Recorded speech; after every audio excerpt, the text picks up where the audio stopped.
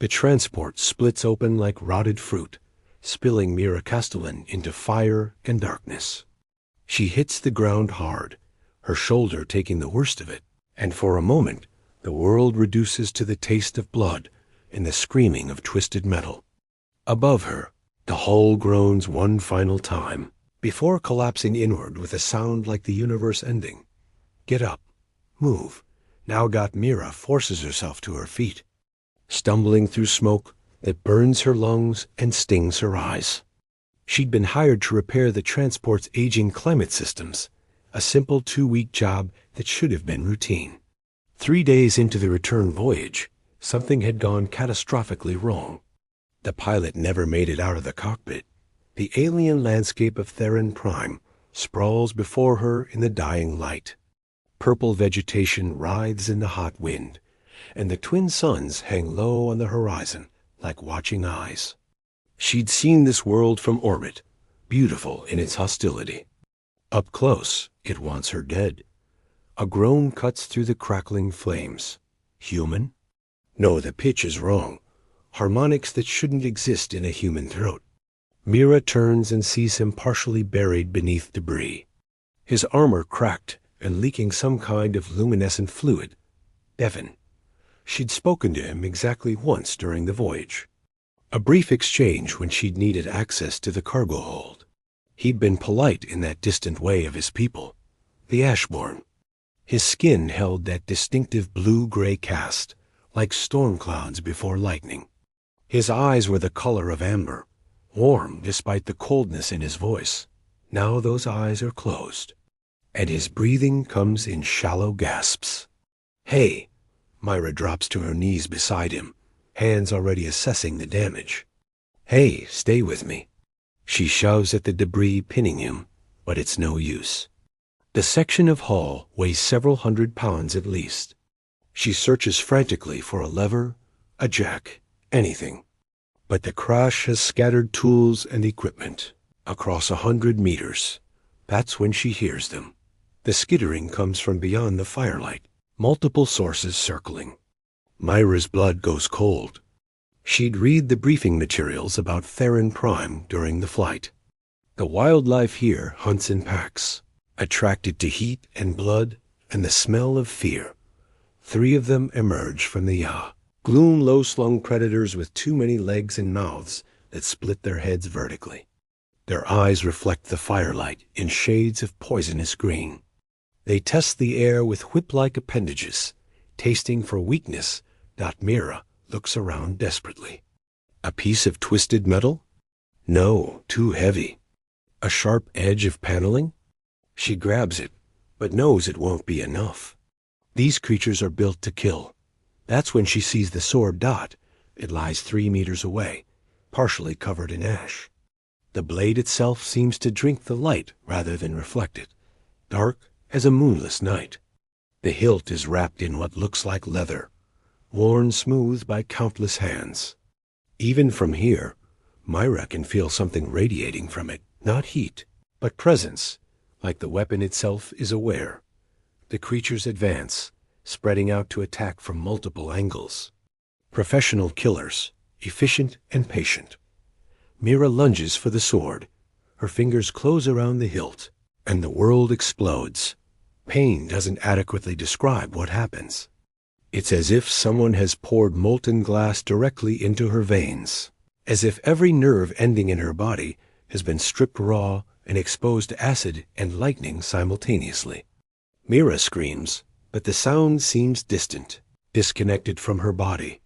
The sword blazes with light, not fire, but something colder, harsher, the light of distant stars condensed into tangible form. The glow emanates from where the weapon touches her skin, spreading up her arm in branching patterns that look almost like circuitry, almost like living veins. The creatures freeze. Their aggression evaporates instantly, replaced by something Mira recognizes despite the alien features. Terror. Pure, instinctive terror. They back away, bodies low to the ground, then turn and flee into the darkness with sounds that might be WIMPERS. Myra stands there, shaking, the sword locked in her grip. She tries to let go, but her fingers won't respond. They've fused somehow, muscle and bone and metal becoming one thing. The pain has subsided to a deep, throbbing ache that pulses in time with her heartbeat. What ... Devon's voice is weak, barely audible. What have you done? She turns to find him conscious, his amber eyes wide with an emotion she can't identify. Horror? Awe? Some mixture of both?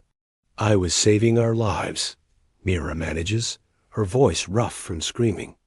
Those things were the blade of first frost, Devon interrupts, still staring at her hand, at the weapon that now seems part of her. My family's oath keeper. Only those of direct bloodline can touch it. Only those who... He trails off, his expression shifting from shock to something worse. Resignation. Only those who what? Mira demands.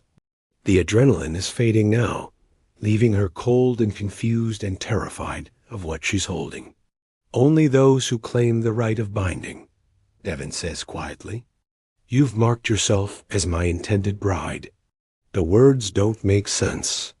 Mira opens her mouth to argue, to explain that she'd simply grabbed the closest weapon, that she didn't know, that this is all a terrible mistake, but the sound of engines cuts her off. Multiple transports, approaching fast.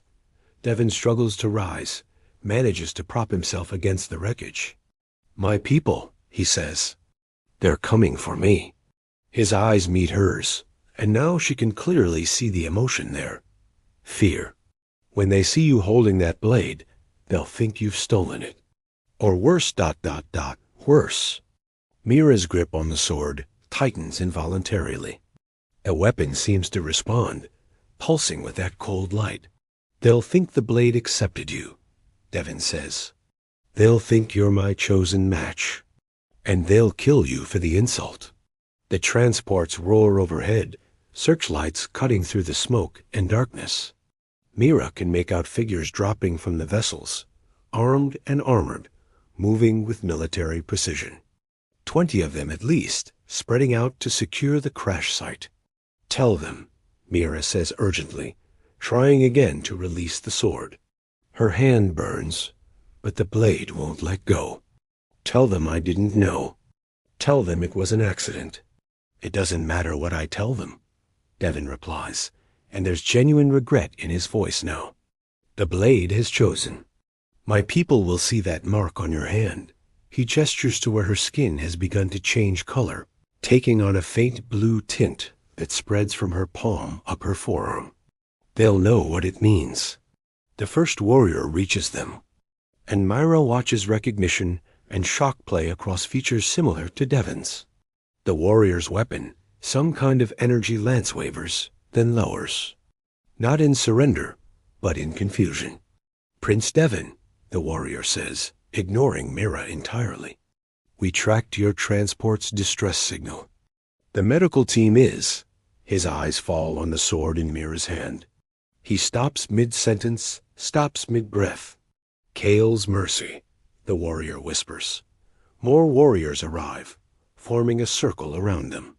One by one, their expressions shift from relief at finding their prince to horror at what they're seeing. Several take involuntary steps backward. Others grip their weapons tighter, though none raise them. The human holds the first frost, someone says, and the words ripple through the assembled group like a shockwave. Impossible, another warrior breathes. The blade burns the unworthy. It should have killed her instantly. But Myra stands there, very much alive, with the sword blazing in her transformed hand. The mark is spread to her elbow now, her skin taking on that distinctive storm-gray cast. She can feel something else, too, a presence in the back of her mind, cold and ancient and watchful. A woman pushes through the crowd, her armor more elaborate than the others, etched with flowing patterns that seem to move in the firelight. She's beautiful in that sharp, dangerous way of her people. With high cheekbones and eyes, that assess everything in an instant. "Devin," she says, and the familiarity in her voice speaks of years, of shared history. "What has happened here?" "Sienna," Devin replies, and Mira catches the weight in how he says that name. "The transport crashed. This is Myra Castellan, the engineer. She, the blade." Sienna's gaze finally settles on Mira, and the temperature seems to drop 10 degrees. She looks at the sword, at the spreading marks on Myra's skin, at the way the blade pulses with that inner light. "She has claimed binding rights," Sienna says flatly. "It's not a question." "It was an accident," Mira insists, hating how defensive she sounds. "I didn't know. I was just trying to—" "The blade doesn't recognize accidents," Sienna interrupts, her voice hard as the sword itself. "It recognizes only truth. Only those who complete the blood bond can survive its touch." Her eyes narrow. "You should be dead, human. Unless ... She doesn't finish the sentence, but Myra can guess what she's thinking. Unless the blade truly has accepted her. Unless this wasn't an accident at all, but something the weapon itself chose. "Get her away from him," someone mutters from the crowd. "She's cursed, hollow-blessed." "The prince cannot be bound to an outsider," another voice adds. "It violates every law." The energy in the crowd shifts, becoming uglier, more dangerous. Mira feels it like pressure against her skin, the weight of their collective rage and fear and disgust. She tries once more to release the sword, pulling with all her strength, but the blade might as well be part of her skeletal structure. Devin struggles to his feet, swaying but determined. "Stand down," he orders, and his voice carries the ring of absolute authority. "All of you. The blade has made its choice. We will honor that choice." "You can't be serious," Sienna says, and now there's something raw in her voice. Pain, barely concealed. "Devin, you promised." "I know what I promised," he cuts her off gently. But the blade speaks with authority, older than any promise between individuals. "You know this, Sienna. You know the law." Sienna's jaw tightens. For a moment, Mira thinks she might attack, might throw away decades of discipline for the sake of emotion. But she masters herself, steps back, lets her hands fall to her sides. "The Nightglass clan will hear of this," Sienna says quietly. "They'll use it against you. Against all of us."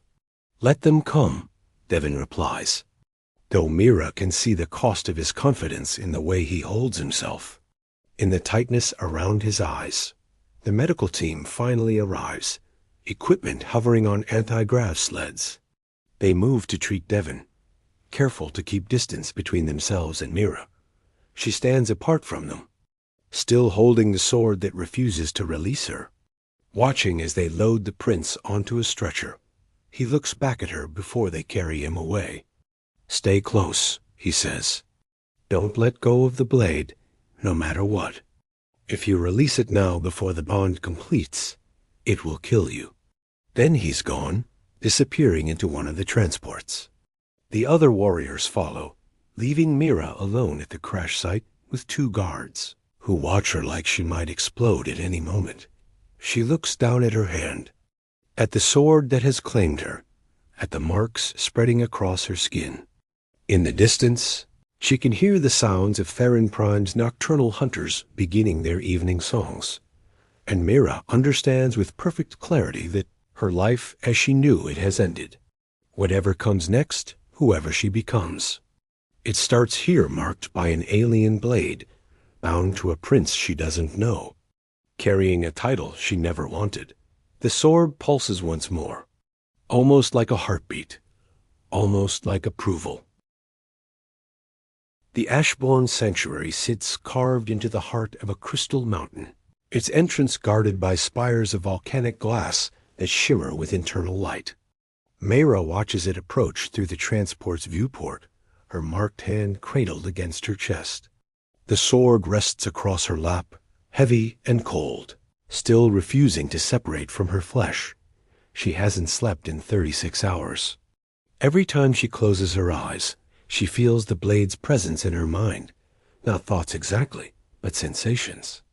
Ancient memories that aren't hers. The weight of oaths spoken in languages that predate human civilization.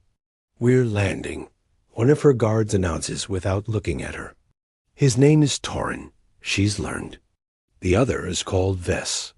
Neither has spoken more than absolutely necessary during the flight. And both keep their weapons within easy reach. The transport settles onto a landing platform that extends from the mountain's face like an outstretched palm. Through the viewport, Mira can see figures gathering, dozens of them, maybe hundreds.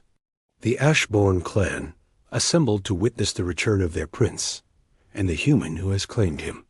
"Listen carefully," Torin says as the transport's doors begin to open. "You will walk 3 paces behind Prince Devon.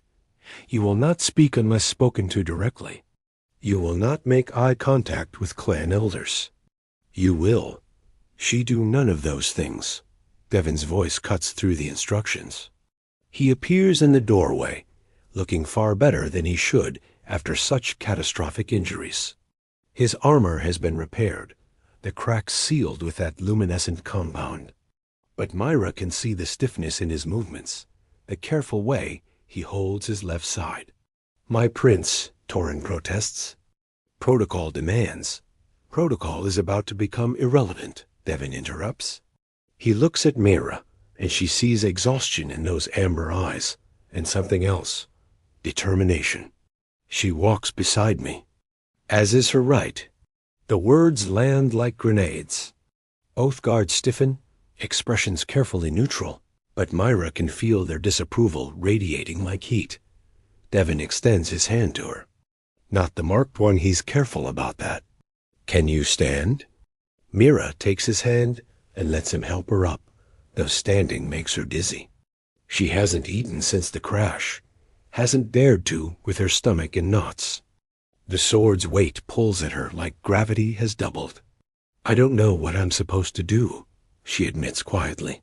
"Neither do I," Devon replies, and the honesty in his voice steadies her somehow. "But we'll figure it out together."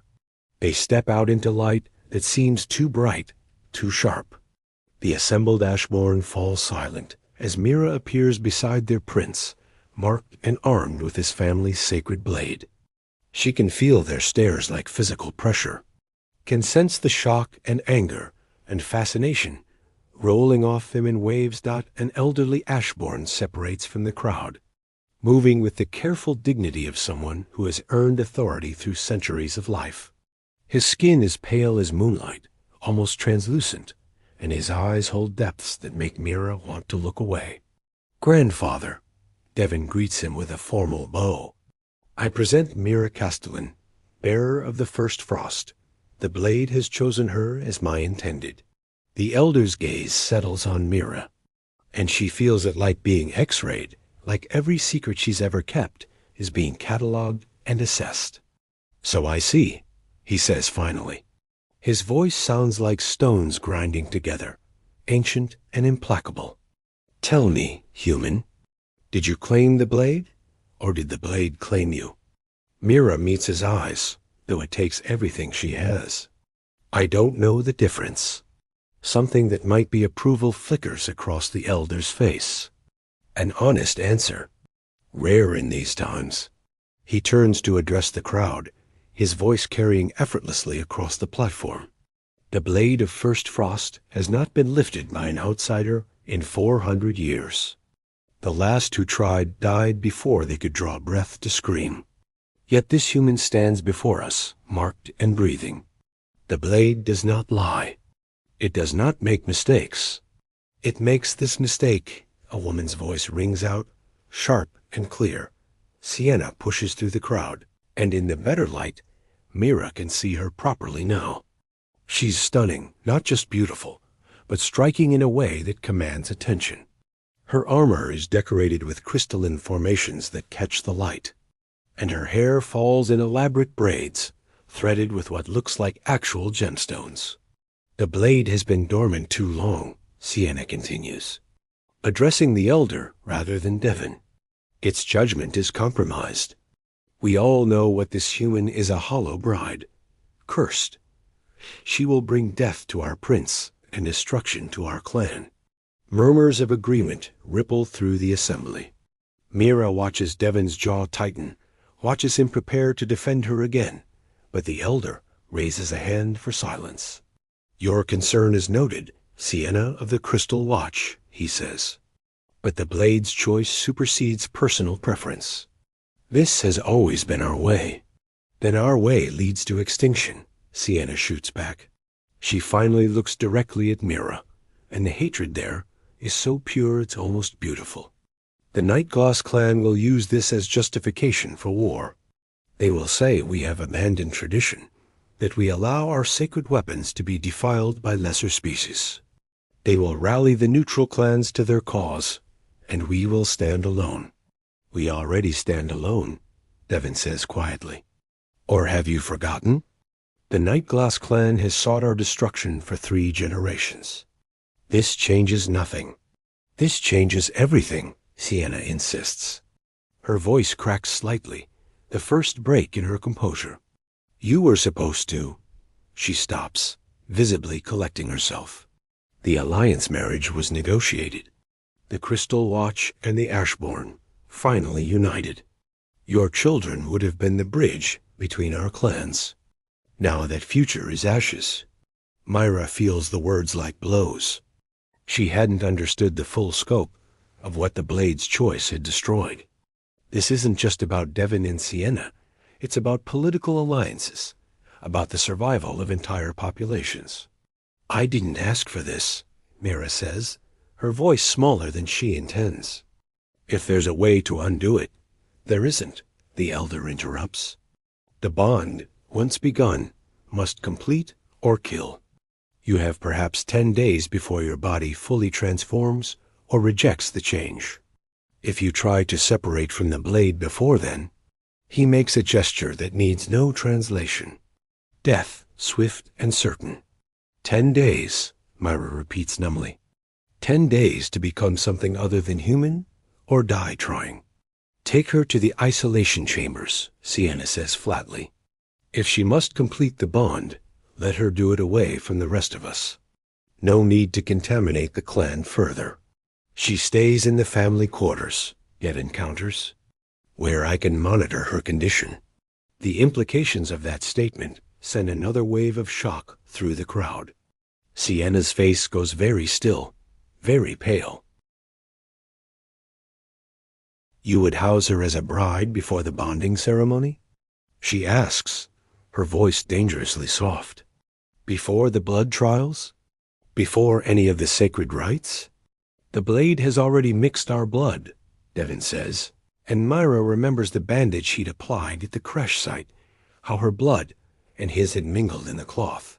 The ceremony is a formality at this point. Formality, Sienna repeats, and laughs a sound with no humor in it whatsoever. 300 years of tradition, reduced to formality.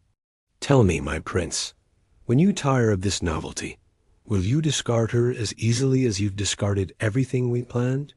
That's enough, the elder says, his voice sharp with command.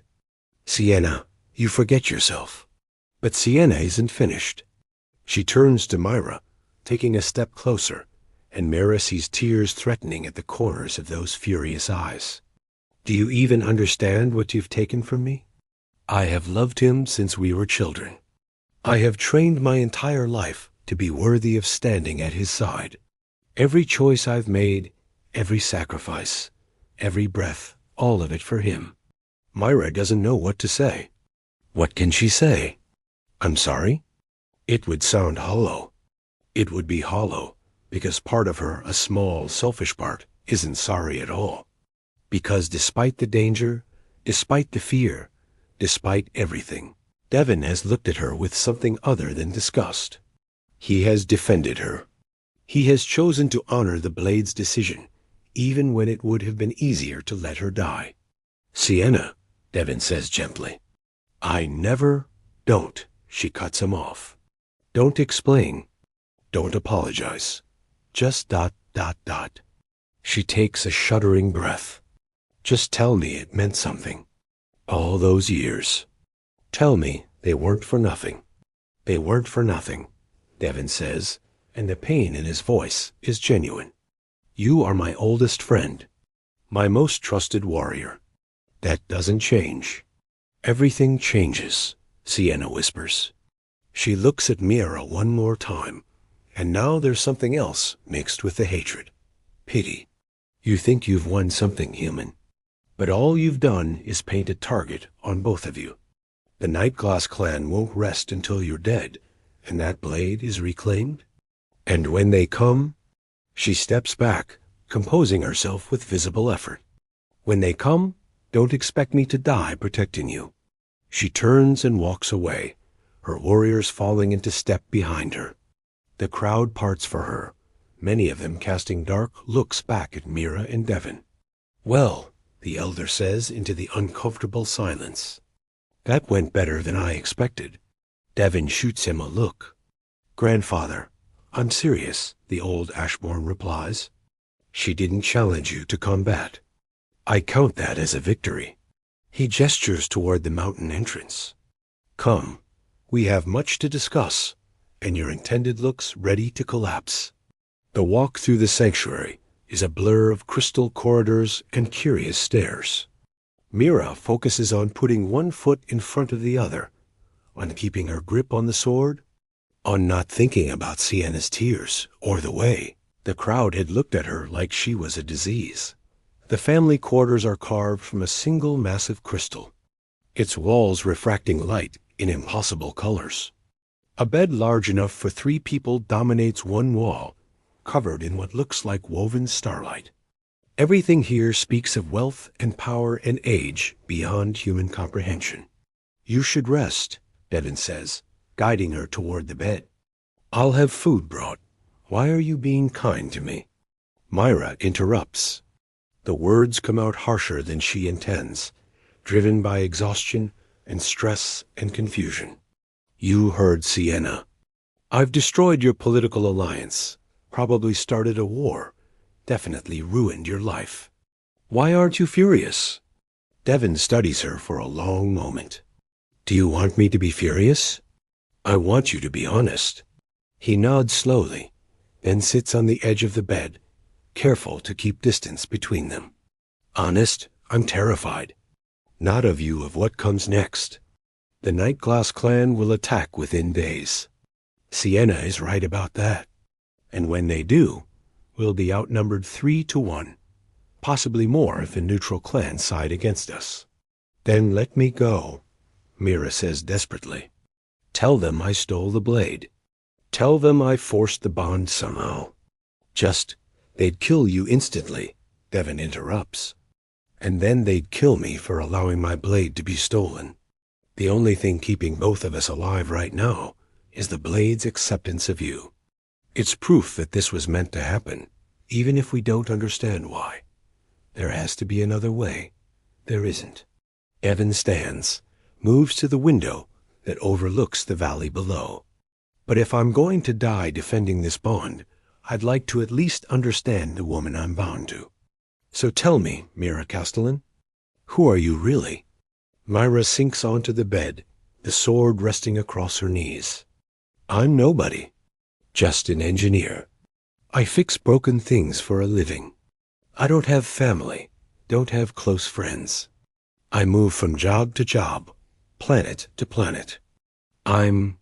She trails off, surprised by the thickness in her throat. I'm exactly the kind of person who wouldn't be missed if they disappeared. The blade chose someone who wouldn't be missed, Devin says thoughtfully. That's not random. The blade is ancient, but it's not mindless. It chose you for a reason. Maybe it made a mistake. The blade doesn't make mistakes. Devin repeats his grandfather's words. It recognizes truth. So what truth does it see in you that the rest of us can't? Before Mira can answer, alarms begin to shriek throughout the sanctuary. Devin's entire body goes rigid, his hand moving instinctively to where his weapon should be. The door bursts open. Torrens stands there, breathing hard. My prince. The Nightglass clan. They're here. Here? Devon demands. That's impossible. Our scouts would have seen them approaching. They didn't approach, Torrin interrupts. They were already here, hiding in the lower caverns. Jorah let them in. The name means nothing to Mira, but she sees Devon's face go pale. My brother, he whispers. My brother betrayed us. Another figure appears behind Torrin, a younger male Ashborn with features similar to Devon's, but softer, less defined. He's smiling, and it's the kind of smile that makes Myra's blood run cold. Not betrayal, brother, Jorah says pleasantly. Strategy. You are always going to choose duty over ambition. But I don't have that weakness. His eyes find Mira. Thank you, by the way. Your little accident gave me exactly the crisis I needed. The clan is divided. Our allies are abandoning us. And dear Devon is too busy playing nursemaid to a human to notice his own brother moving against him. Devon's hand finds his weapon now, drawing it smoothly despite his injuries. Stand aside, Jorah. This isn't a fight you can win.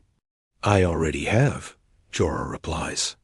He snaps his fingers, and the corridor behind him fills with warriors in night-glass armor. The sanctuary is surrounded. Grandfather and the elders are in custody. Sienna and her warriors have barricaded themselves in the eastern wing, but they won't last long.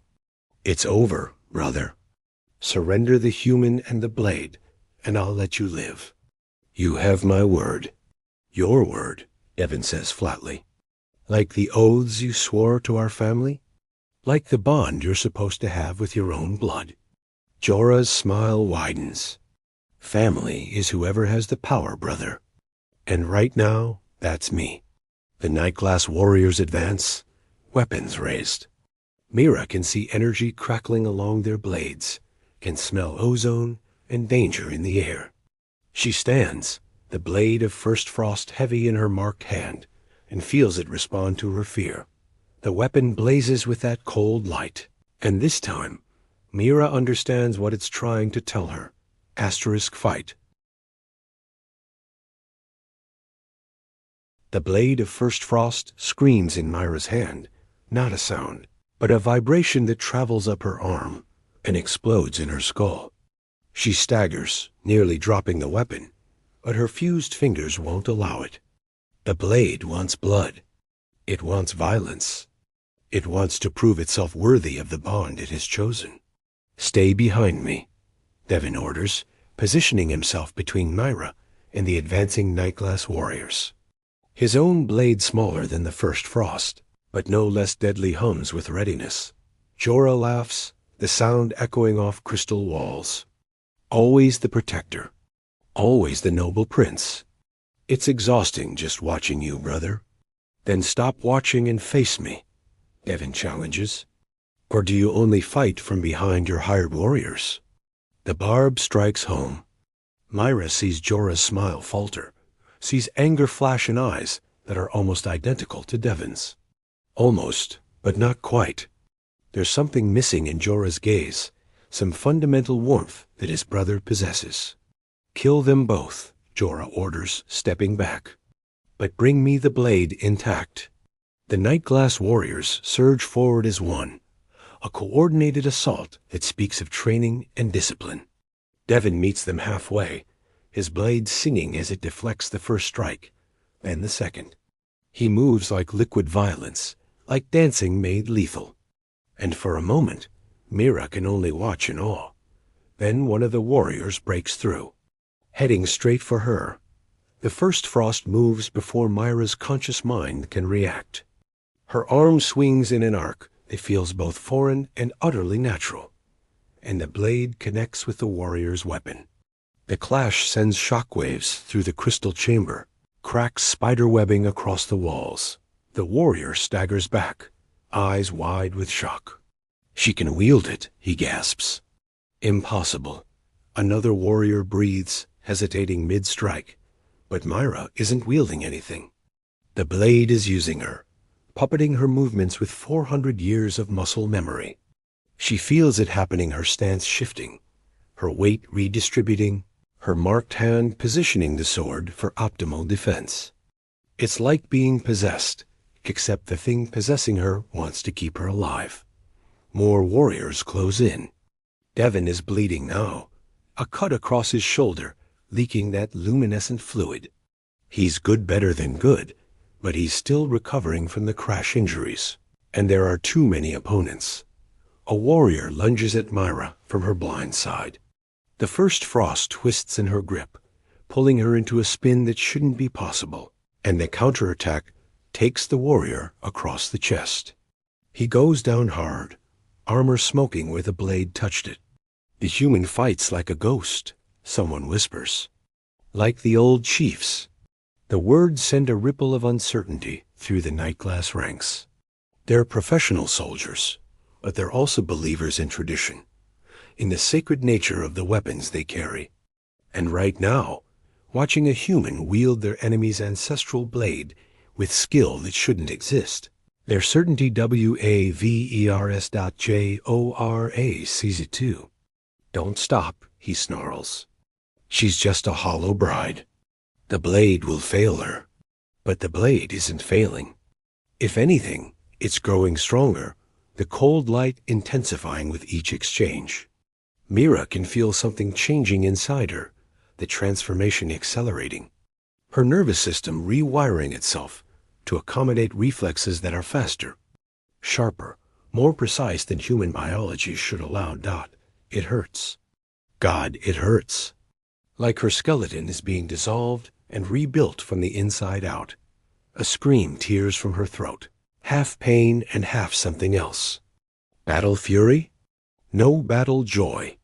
The blade is showing her what it feels like to be perfect at violence, to know exactly where every opponent will move before they move, to be the thing that warriors fear in the darkness, and part of her likes it. Myra. Devin's voice cuts through the red haze. He's surrounded, 3 warriors pressing him back toward the window. Blood streams down his face from a cut above his eye.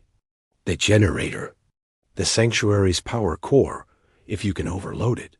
He doesn't finish the sentence because a blade opens his side, dropping him to one knee. Myra sees him fall, sees Jorah's smile widen, and something inside her breaks. The thought is hers, purely hers, and the first frost responds to it with savage enthusiasm. She charges forward, a blade carving through 2 warriors before they can even raise their weapons. She's vaguely aware that she's screaming, that tears stream down her face, that her marked hand has turned completely gray now, and the transformation is spreading up her shoulder. She reaches. Devin, just as a Nightglass warrior, raises his blade for the killing blow. The first frost intercepts it, and the force of the impact sends both warriors stumbling backward. Mira plants herself in front of Devin's fallen form, sword held in a guard position she definitely never learned. Come on, she snarls at the circling warriors. Who's next? They hesitate. In that hesitation, Myra hears what Devin heard, the distant sound of fighting from elsewhere in the sanctuary. Sienna and her warriors making their stand. The clan's defenders rallying despite the surprise attack, and something else. A low building hum that Mira recognizes from her engineering training. The power core. It's destabilizing. Jorah, one of the Nightglass warriors, calls. The generator, something's wrong with it. Jorah's smile vanishes.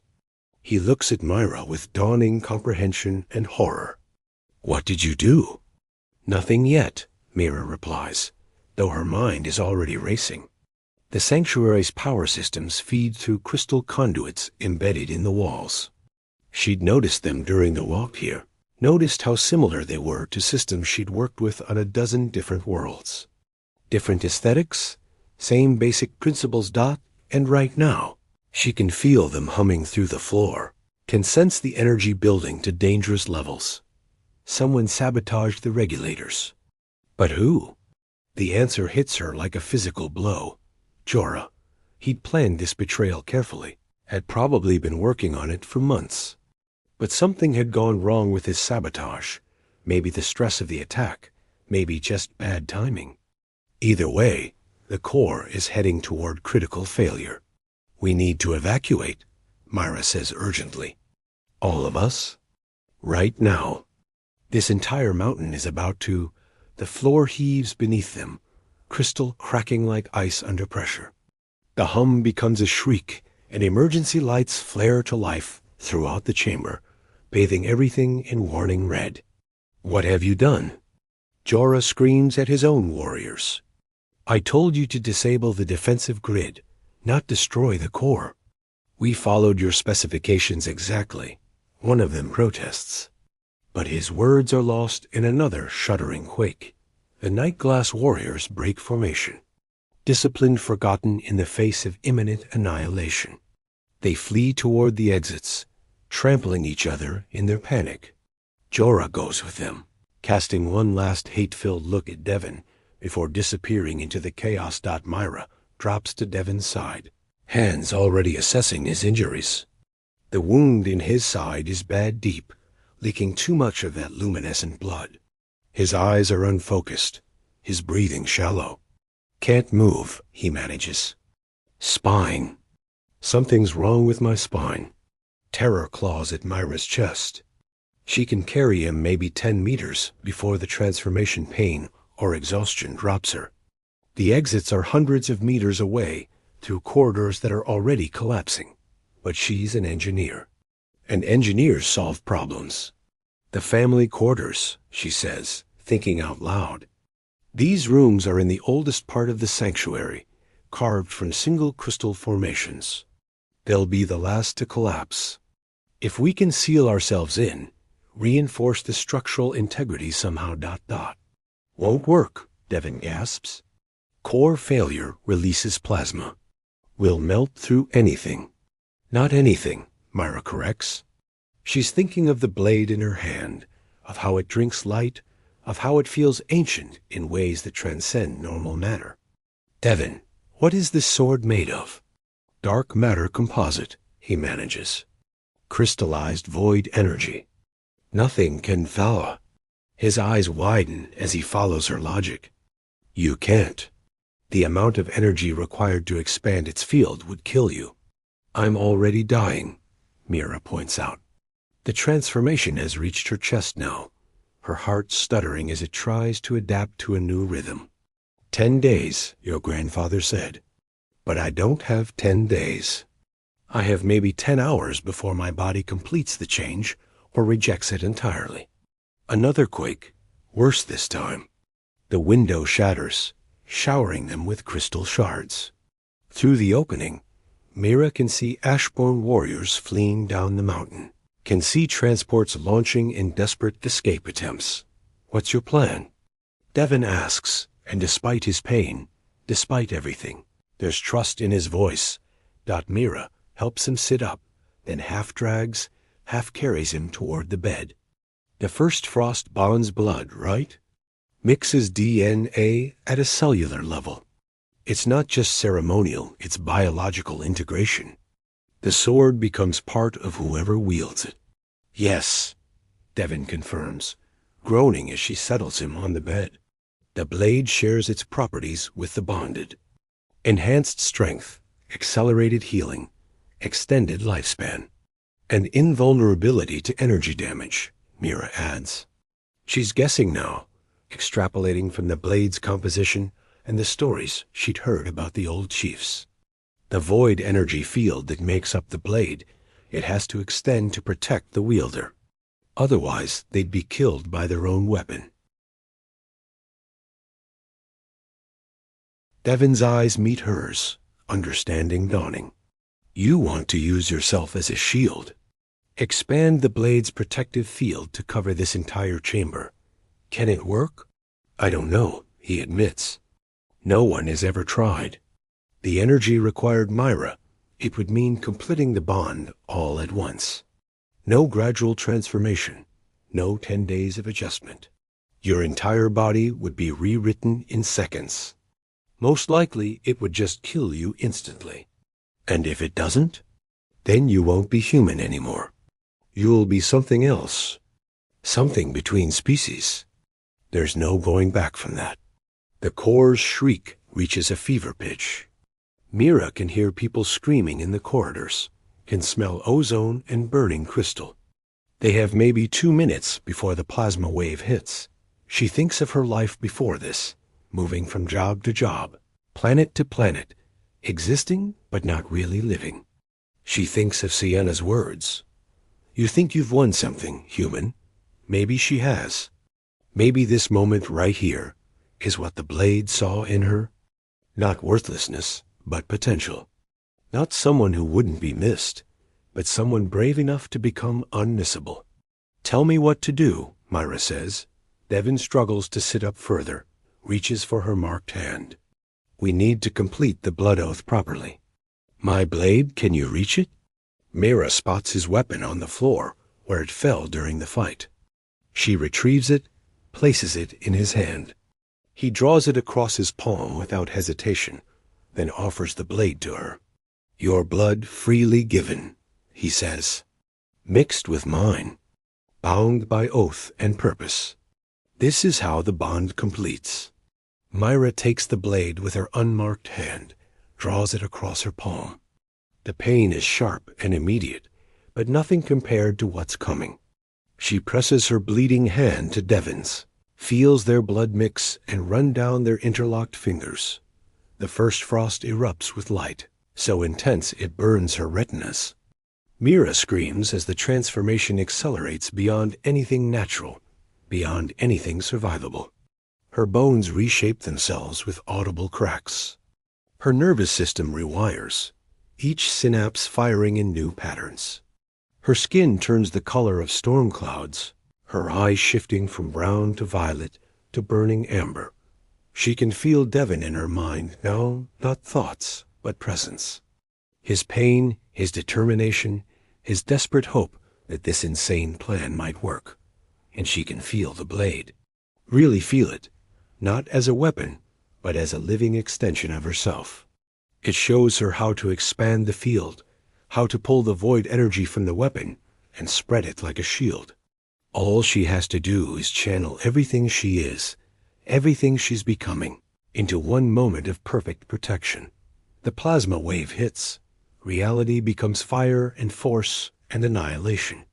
The sanctuary's power core explodes with the force of a small star, vaporizing crystal and stone and metal in microseconds. The shock wave races through the mountain, bringing down centuries of construction in seconds. But in the family quarters, the first frost burns with dark light, and nothing can touch them. Mira kneels on the bed, Devin's hand still clasped in hers, while destruction rages outside their bubble of safety. She can feel the energy trying to break through, can feel the blade drinking it in, converting it, redirecting it. She's the conduit, the living connection between weapon and wielder, and its agony beyond description. Time loses meaning. Seconds? Minutes? Hours? She has no way to know. All she knows is pain and light, and the desperate need to hold on just a little longer. Just one more second. Just silence. The explosion passes. The plasma wave dissipates, and Myra collapses onto the bed beside Devin, her transformation complete. She lies there, breathing hard, staring at hands that are no longer fully human. Her skin is gray-blue, her nails have darkened to match the blade, and when she flexes her fingers, she can see faint patterns moving beneath the surface like circuit traces. Did it work? She manages. Devin laughs, actually laughs, the sound edged with exhaustion and disbelief. Look around. Mira turns her head. The chamber is intact, completely untouched. Through the shattered window, she can see nothing but devastation. The crystal spires have melted into slag. The landing platforms have collapsed. The sanctuary is gone, reduced to a smoking crater in the mountainside, but they're alive. The others, Myra says urgently, trying to sit up. Sienna, your grandfather, got out, Devin assures her. I can feel them through the clan bond. Distant, but alive. They evacuated before the core went critical. His expression darkens. Jorah too, unfortunately. And his night glass all eyes. Myra finally manages to sit up, and that's when she sees her reflection in a polished crystal fragment. The woman staring back at her is both familiar and alien. Same face shape, same features, but the skin color, the eyes, the subtle changes in bone structure. She looks Ashborn now. Not quite, not fully, but close enough that she could pass for one of them. How do you feel? Devon asks quietly. Myra takes inventory. The pain is gone, replaced by a sensation of completeness she's never felt before. She's aware of her body in new ways. Every muscle, every nerve ending, every cell operating at peak efficiency. The first frost rests beside her, no longer fused to her hand, but connected in ways that transcend physical touch. She could pick it up or set it down. But she knows, instinctively, that she'll never truly be separate from it again. I feel ... She searches for the right word. Whole. For the first time in my life, I feel whole. Devon squeezes her hand as she realizes they're still interlocked. The bond is complete, he says. You're Ashborn now. Or close enough. Your DNA has been rewritten. Your lifespan extended. You'll live for centuries. Heal from injuries that would kill a human. Develop abilities that ... He trails off. I'm sorry.